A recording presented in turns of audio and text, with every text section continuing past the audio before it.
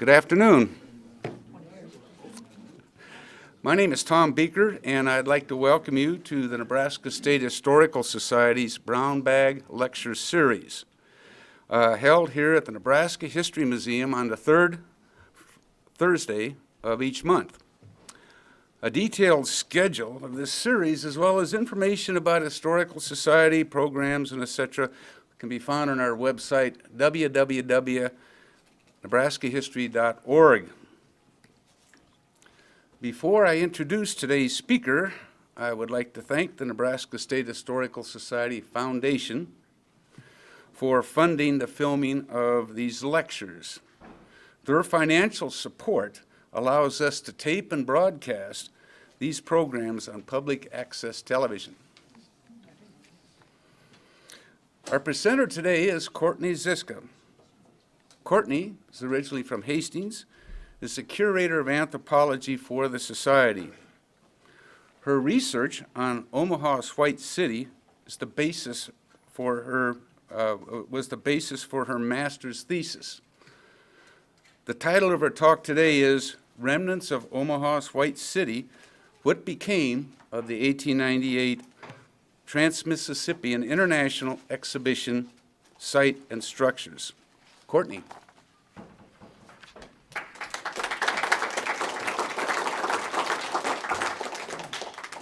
Thank you, Tom, and thank you all for coming today.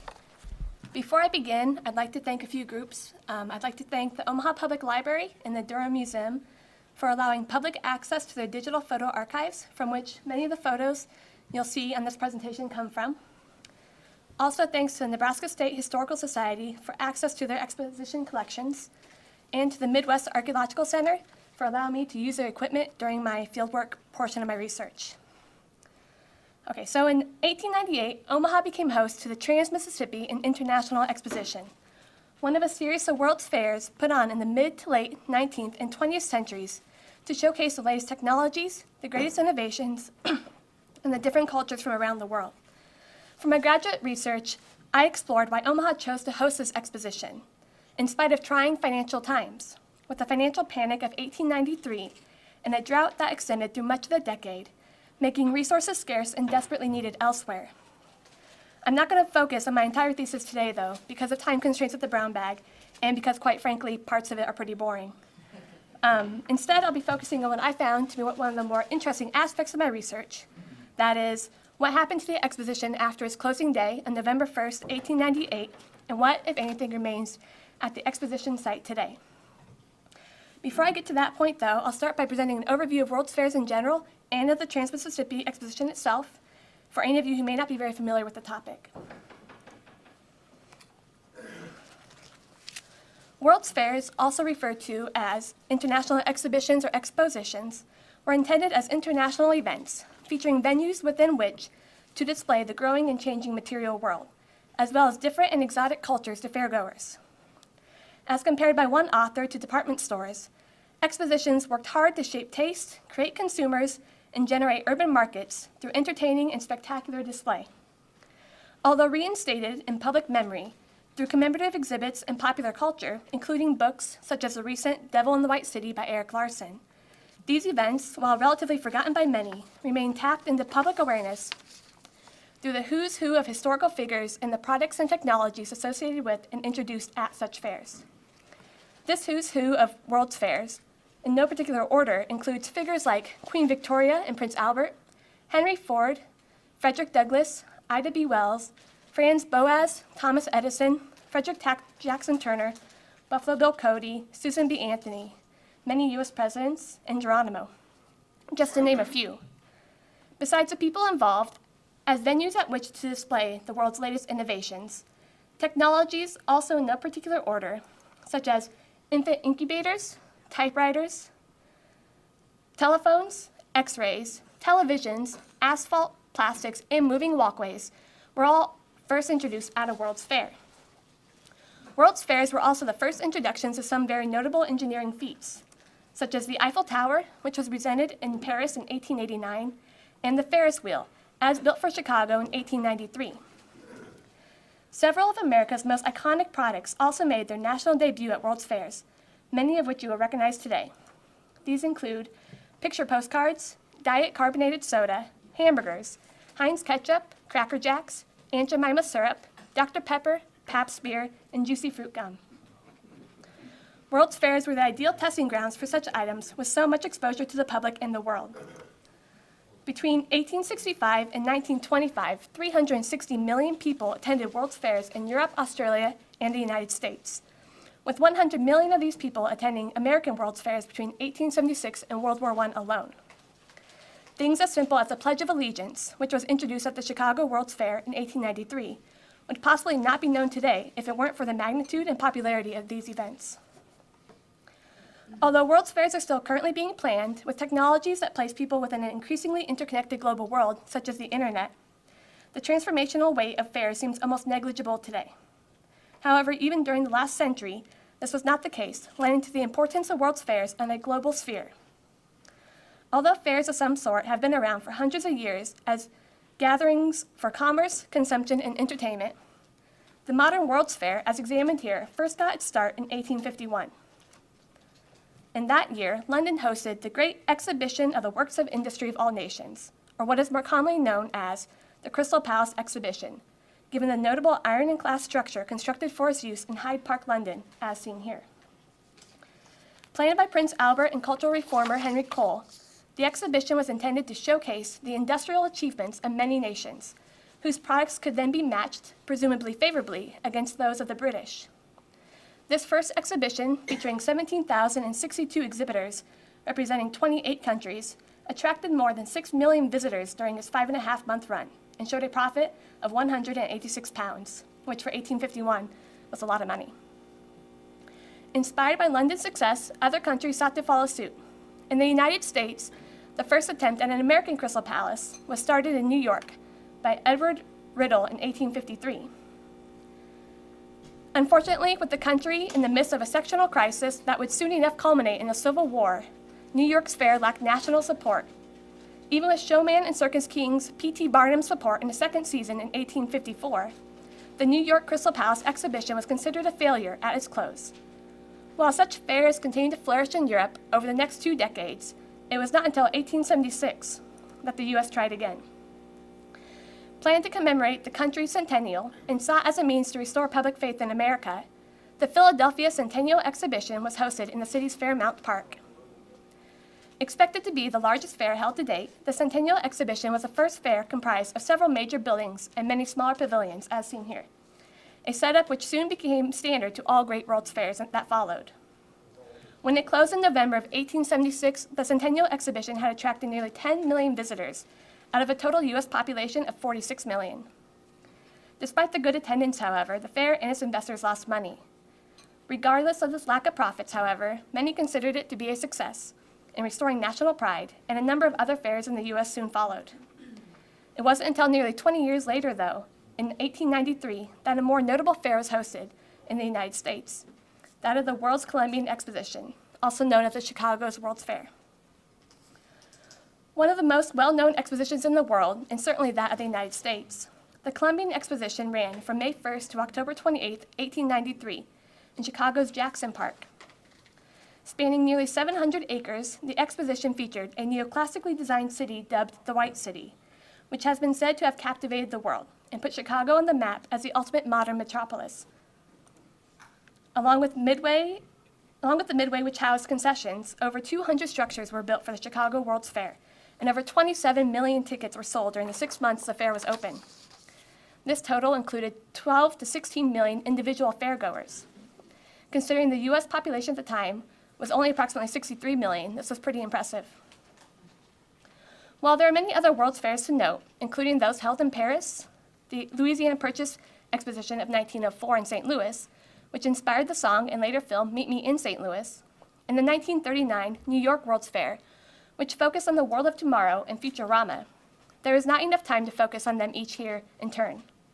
Instead, I'll now turn to the Trans-Mississippi and International Exposition, or the Omaha World's Fair. Following the success of the 1893 Chicago World's Fair, many states desired to host a similar event, with many in the West particularly hoping to focus on their own region's resources and wealth-producing power, not frequently acknowledged by the East. In 1895, at a meeting of the Trans-Mississippi Congress, a delegation of local government and business leaders from Omaha sought approval to host an exposition aimed to emphasize the products, industries, civilization of the states west of the Mississippi River. Other cities, including Denver, Kansas City, Minneapolis, and St. Paul, also sought to host a similar such exposition at the time. However, Omaha's resolution, as presented to Congress by William J. Bryan, was soon approved, and the immense task of planning the exposition began. Despite a number of setbacks encountered in the months and years leading up to the fair, including doubt at state, national, and international levels of Omaha's capacity to host such an event, organizers consistently found support among many of the fellow citizens in Omaha. 2 years prior to the exposition, a citizens' meeting highlighted the enthusiasm held by the city, as people were determined to lend aid in every possible way. There had never been a more positive expression of the Omaha spirit. This enthusiasm did not seem to wane with the passing of time.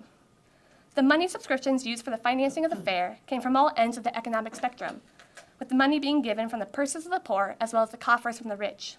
One resident explained the general motivation. After so many years of financial depression, it was a joy to the heart and souls of us all to hear the pleasing sound of hundreds of hammers and saws. The new white city seemed magic, rising phoenix-like from clay.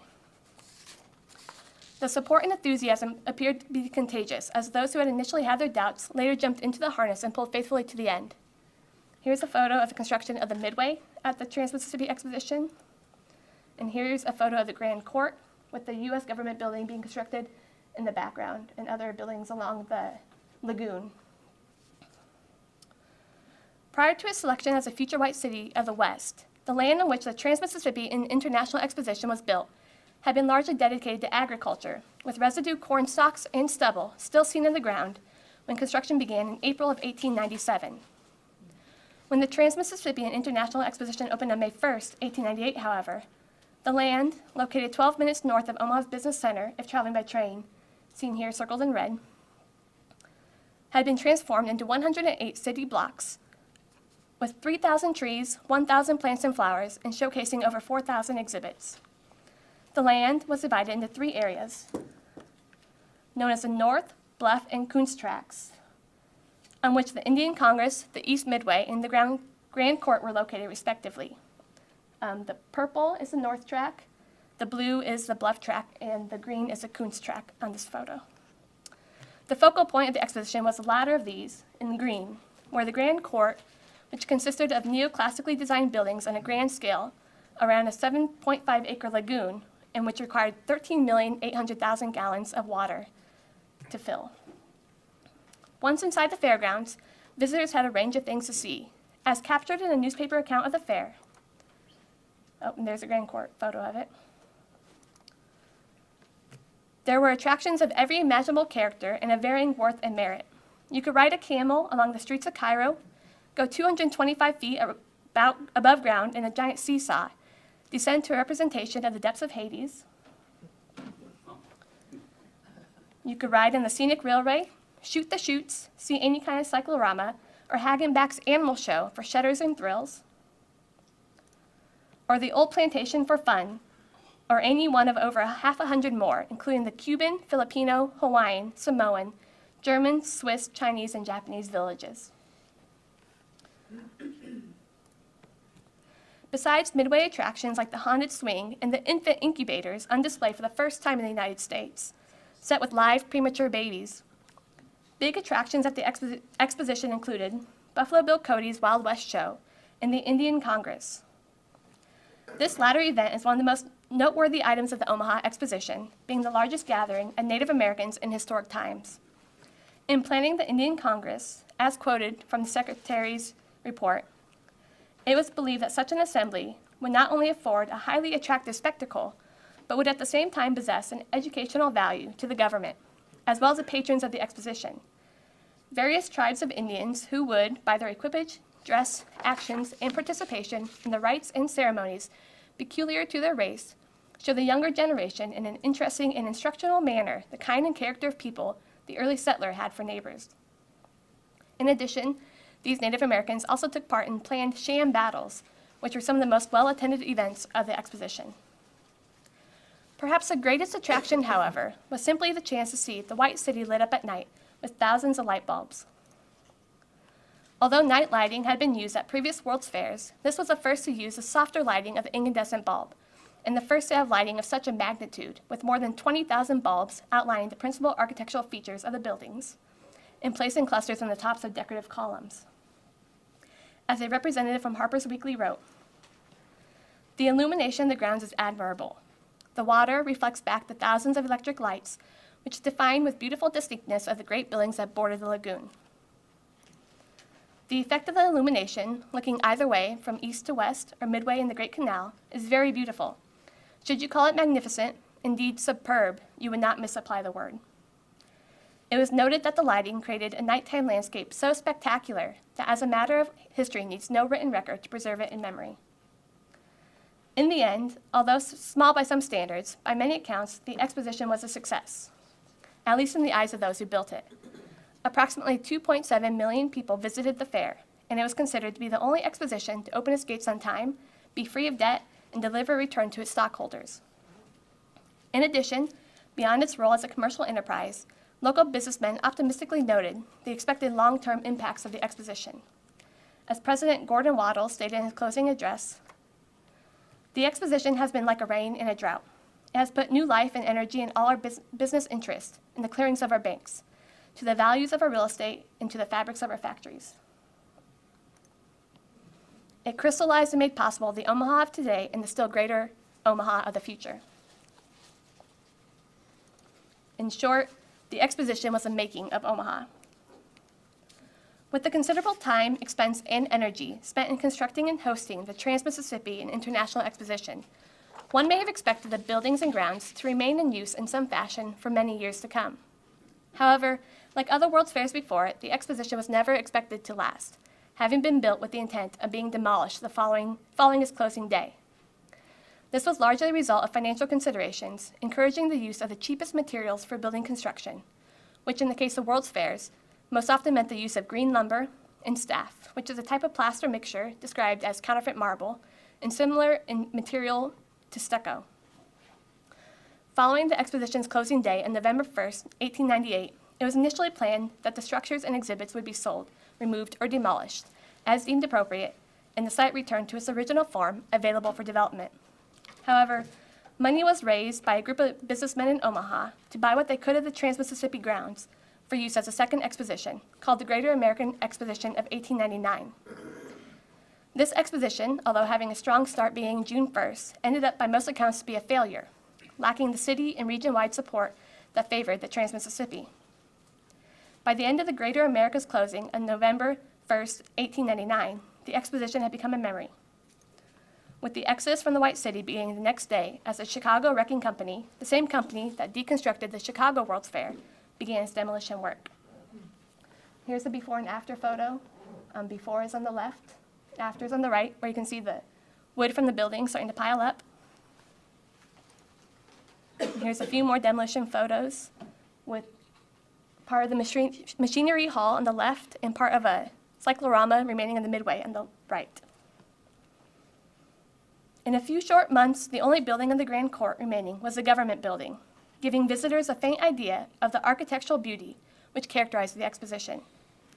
As described by a local newspaper, the Omaha Bee, the promenades which furnish a delightful retreat for the exposition visitors are now sandy roadways, along which vans and wagons cart away lumber and other material from the buildings. The lagoon looks like a dilapidated canal bed. The material, which is too small to be used for anything else, is chopped into kindling wood. Much of the material is sold as rapidly as it is ready for shipment. That for which there is not now any demand will be shipped to Chicago. As for the staff, one newspaper article in the Bee described the demolition manager's plans to convert the staff into a fertilizer, alleging its valuable use for agricultural purposes, and noting how easily the same staff fertilizer sold following Chicago's exposition. Besides Chicago, who was the exposition material being sold to?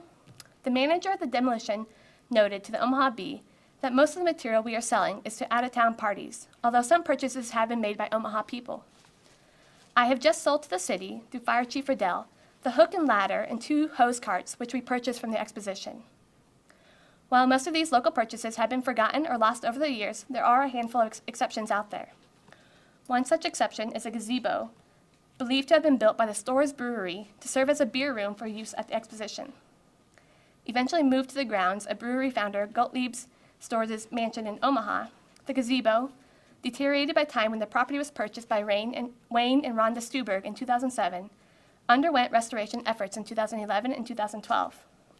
It is now available to be seen by the public at Lauritsen Gardens in Omaha, which, along with the Stubergs, won the 2013 Nebraska State Historical Society Preservation Award for their efforts to save the gazebo. Another instance of exposition materials finding a somewhat local reuse that can still be seen today is that of St. Michael's Catholic Church in Tarnov, Nebraska. In 1899, a local priest, Father Czech, realized the parish needed a larger church. To keep the cost down, used brick and lumber from the recently closed Trans-Mississippi Exposition was purchased and transported by rail to Tarnov. There, the lumber was used in the beams, joist, floor, and roof trusses, and much of the brick was used in the interior and then covered in plaster. The remaining brick, however, which had been used for a sidewalk on the midway at the fair, was used for a brick walkway leading to the church, which can still be seen and walked on today. With the exposition materials quickly salvaged and transported away, and the buildings demolished, by April of 1900, the last remnants of the Trans-Mississippi Exposition had apparently gone. No extant features remained at the site, save for a remnant pond left in what became Kuntz Park to remind the city of the site's former glory. And here's a photo from 1906 of Kuntz Park. Since 1900, the area of the exposition site has become largely residential, with early 20th century bungalows and classical revival-style homes marking the neighborhood. Only Kuntz Park, which lies between 19th and 21st Streets at the intersection of Pinckney Street and Florence Avenue, seen here in green as well as the parcel to the left of it, has remained largely the same since the close of the exposition, having retained its function as a public park since the Greater America Exposition's end, as its donor Herman Coots had willed. Time and a growing city have obliterated the landmarks of Omaha's famous exposition, however, as the pond that remained to serve as a reminder of the fair was filled in 1948. That's the park today. While I shadowed the lagoon remains as a visible depression in the park today, you can't really see it in the photo, but it'd be right in the center there. And if you're at the park, it's pretty evident. Most follow the belief that all remnants of the fair are now gone, owing to the temporary materials used in the construction and the salvage efforts conducted at the exposition's close. Is this really the case, though? Is there anything remaining at the site available for research? Not readily apparent because it's not visible on the surface, instead being located underground. Seeking to answer this question for my thesis research, I initially found conflicting answers.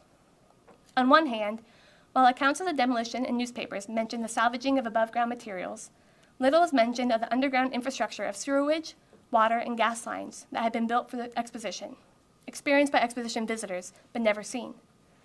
Such details of the demolition have either been lost over time or went unmentioned in the written accounts, possibly due to the unimportance in the author's eyes or because the information was simply unavailable. As such, details related to this underground infrastructure, including location and materials used, as well as the duration of use, is largely unknown. The records that do exist vary in their accounts, with some describing the demolition as including saving of everything except the staff, with trenches open to access these underground resources, while others make note of a plan to tear down the White City while leaving the neighborhood with an infrastructure of roads, sewers, electricity, a park, and streetcar service, and allowing it to become a successful housing development. With these conflicting accounts, which is true? Based on findings at the Chicago World's Fair site, that there are intact deposits remaining seems to be most likely. While little archaeology has ever been conducted at World's Fair sites around the world, in 2007 and 2008, excavations were conducted at the site of Chicago's Columbian Exposition by Rebecca Graff, a PhD student at the University of Chicago. Through controlled shovel testing and the excavation of test units, Graff and her team located several types of materials dating to the 1893 Columbian Exposition. These identified materials covered the extent of the exposition, from construction to demolition.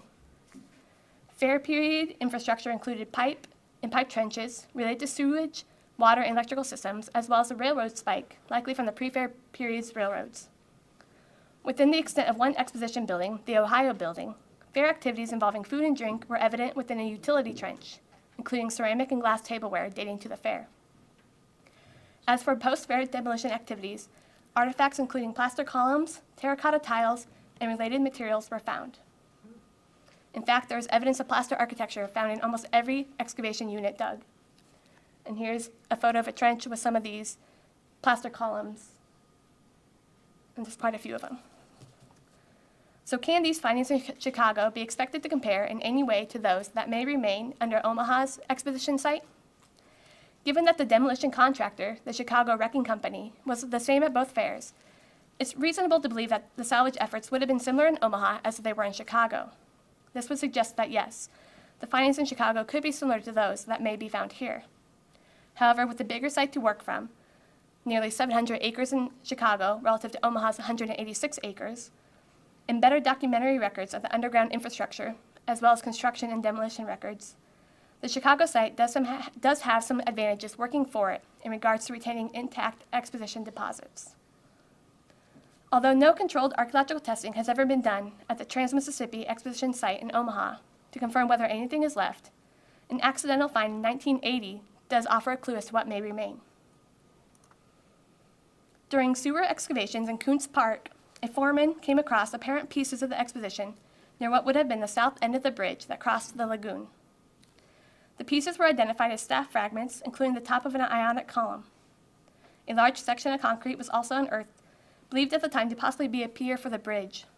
In total, 26 architectural fragments were found, a few of which are shown here, which were donated to the State Historical Society by the City of Omaha, with 5 fragments later transferred back to Omaha. One of these fragments is on display here at the museum up on 2nd floor, if you're interested in seeing one up close. While a follow-up article in the Omaha World Herald suggested that unsalvageable plaster material from the exposition could have ended up as fill, with the possibility for more fragments to be found, no plans for an immediate dig at the park were made. Although additional research was said to be needed, there is no evidence that any further investigations at the site have ever been completed.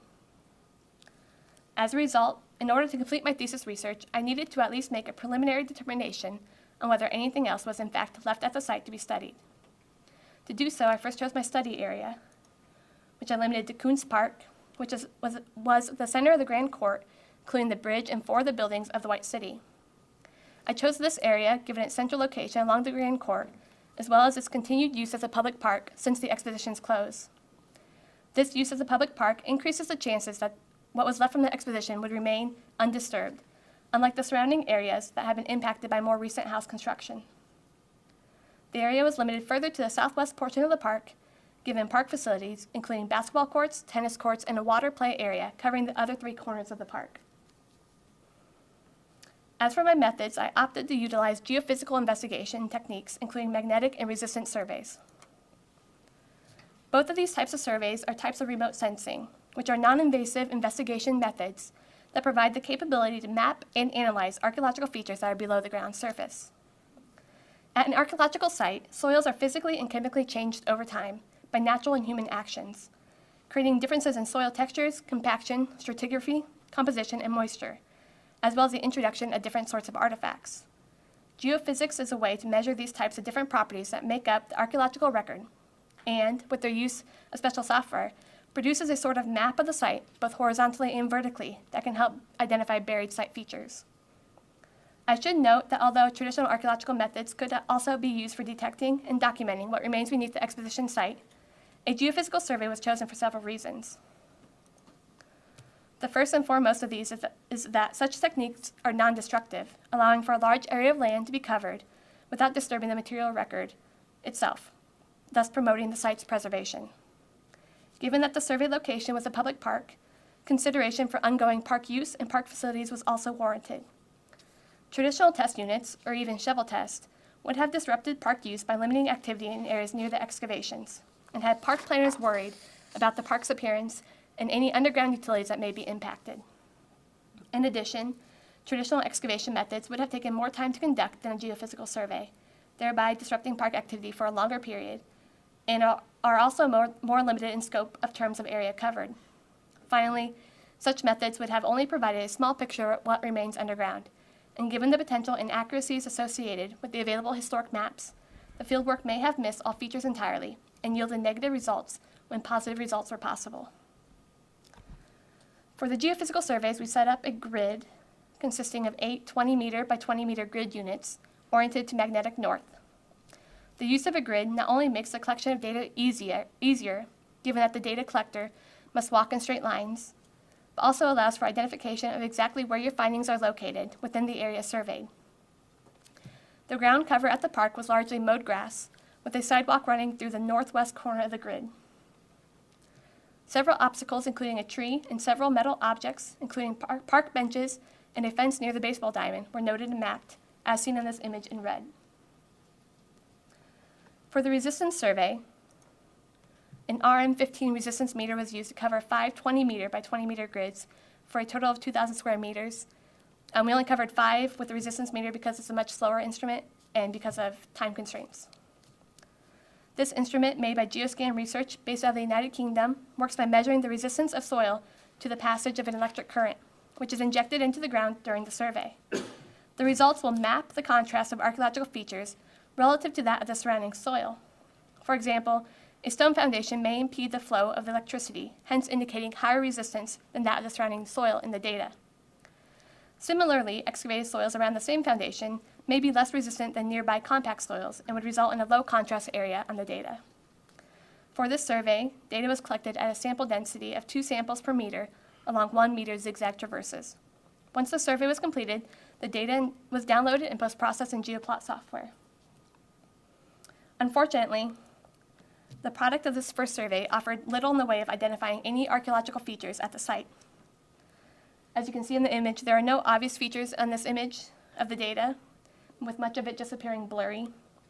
And the blue line is where the sidewalk was, and you can't use resistance meter on cement. It doesn't put electricity through very well. These poor results may be attributed to insufficient environmental survey conditions for the resistance, including a general lack of moisture at the time of survey, which can make entire areas of soil highly resistant to electrical currents, with little variation to be mapped. Anyone who's dug a hole in Nebraska during a drought in August can attest to how hard and dense these soils can become. In addition, this instrument, as it was set up for the survey, was only looking into subsurface depths of approximately 1/2 meter, or 20 inches deep. It is possible that any exposition features may be more deeply buried, either by fill moved during the demolition process or an accumulation of materials over the past 100 years, since the features were last exposed. At any rate, this is the bad news of the survey. The next instrument yielded better results. For the magnetic survey, an FM256 single flux gate gradiometer system was used, also made by Geoscan Research, based out of the United Kingdom. This type of instrument works by measuring the strength of magnetic fields of the soil and any features across the site, and maps some variations, generally to depths of 1 to 2 meters deep, which is quite a bit deeper than the resistance meter. Results illustrate the contrast between any archaeological features relative to the natural soil background. Things like stone foundations, iron objects, fired areas, and the removal or accumulation of topsoil will all have different magnetic signatures than the surrounding soil and will show up as an anomaly on the collected data. This data was collected at a sample density of 8 samples per meter along 1/2 meter traverses in a zigzag pattern, covering 3,200 square meters. Once the survey was completed, it also was downloaded and post-processed. The resulting image of the magnetic data contains several strong dipole anomalies as well as several fainter linear anomalies. The dipole anomalies, which is where you see strong black and white dots at the same location, have very strong magnetic signatures and represent ferrous metals, most of which were noted on the surface at the time of survey. As for the linear anomalies, the curved feature that begins near the middle of the western extent of the survey area and extends northeast to the center of the northern extent of the survey area is likely associated with the activity involved in constructing the modern sidewalk that runs through the site today. Seen here in orange. The other more faint linear anomalies that are traced in green and which meet at approximately 90-degree angles are consistent with a single structural footprint, based on there being no record in the historical documents of any building being built in Kuntz Park prior to the construction of the Exposition in 1897 or after the demolition in 1899 to 1900. This anomaly likely dates to the Exposition years. Furthermore, when the anomaly's geographic location is compared to georeferenced historic maps, the footprints are identified as being those of the Fine Arts Building, which is seen here as Building E. Such mapping is done by overlaying a historical map or image and matching established points on the map to a modern image, in this case a recent aerial photo. While the precision and accuracy of such mapping is dependent largely on the precision of the historic map used, with the inclusion of things like city blocks and the bridge on this particular map, the accuracy of it is considered to be pretty high. In addition, that this is the site of the Fine Arts Building is supported by the building's placement relative to other buildings and photographs. Here, the building with the two domes on top is the Fine Arts Building. And when comparing it to other photographs of the park, it confirms that the layout of the map used in the overlay is the same layout seen in person at the fair. Finally, comparisons of the length of the east wall, as found in the data, which comes to 43 meters, with dimensions provided in the historical record of the Fine Arts Building, which was 130 feet, or about 43 meters, further support this interpretation that the building outline is in fact that of the Fine Arts Building. Besides the structural footprint, the data may have also captured a portion of the underground infrastructure, although its identity cannot be certain without excavation at the site. In the upper right-hand corner of the data, a linear anomaly made up a number of magnetic dipoles can be seen. Such an anomaly is often identified as a pipe of some sort, with each dipole representing a pipe joint. Although we cannot be certain of its nature or age, its location near the corner of the building could indicate its role as part of the toilet rooms found in each building of the main court. While no plans for the Fine Arts Building itself could be found during my research, plans for the nearby Liberal Arts Building shows the placement of toilet rooms on both the east and west sides of the building, in the lower corners. It is possible that the Fine Arts Building was planned in much the same way, with toilet rooms on either side of the building. So what does this data mean for the exposition site?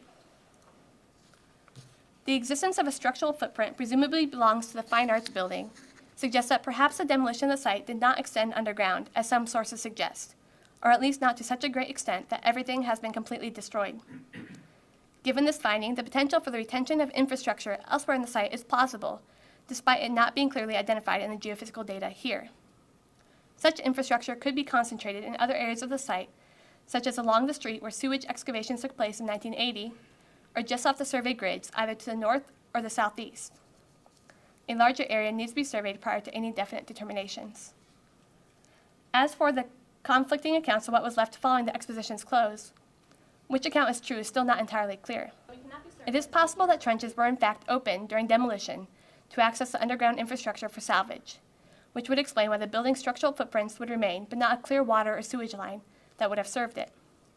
At the same time, it is possible that not all underground resources were salvaged, but only those that were not going to serve a purpose following the exposition.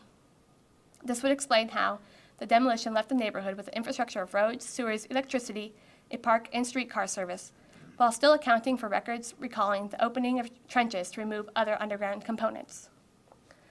The accuracy of these interpretations cannot be known, however, at least not without additional surveys and ground truthing of the data. However, based on the results from the 2012 Geophysical survey, coupled with the finding of staff fragments during the 1980 sewer trench excavations, it seems that contrary to what has been assumed in the past, there are remnants of the exposition remaining at the site still today. Given what was found at the site of Chicago World's Fair, I think it's safe to recommend future consideration be given to the area if any work poses a threat to underground areas of not only Kuntz Park, but also elsewhere in the neighborhood. While modern construction may have disturbed intact deposits located elsewhere, these deposits are not necessarily destroyed and may still yield interesting information related to the exposition. Well, that's all I have for you today. If you're interested in learning more about the exposition, I recommend visiting the Omaha Public Library website, where there are a collection of Frank Reinhardt photos, who was the official photographer for the fair. All of his photos are up on the website, available to be browsed, as well as additional information about the exposition, including the original Secretary's report written by John Wakefield. This information can also be found on a new webpage created by the Center for Digital Research in the Humanities through the university in collaboration with the Omaha Public Library. This page, the Trans-Mississippi and International Exposition Digital Archive, also includes additional photographs, memorabilia, and various text resources, including official documents and newspaper articles, presented as a means of capturing the ambitions, controversies, criticisms, cultural attitudes, and technologies of the time, while also depicting the grandeur of the architecture and celebration of the region. One of the co-directors of the Digital Archive, Timothy Schaffert, has also recently authored a novel set in Omaha during the 1898 Exposition, titled The Swan Gondola, which has received great reviews to date since its release in February. Finally, besides the staff fragment on display upstairs on the second floor of this museum, the Durham Museum in Omaha also has souvenirs, photographs, and other artifacts on display in their Fraser Stryker Trans-Mississippi Exposition Gallery, including a replica model of the entire exposition to scale. So if the Omaha Exposition of any interest of you, it's worth a trip. Well, thank you for coming.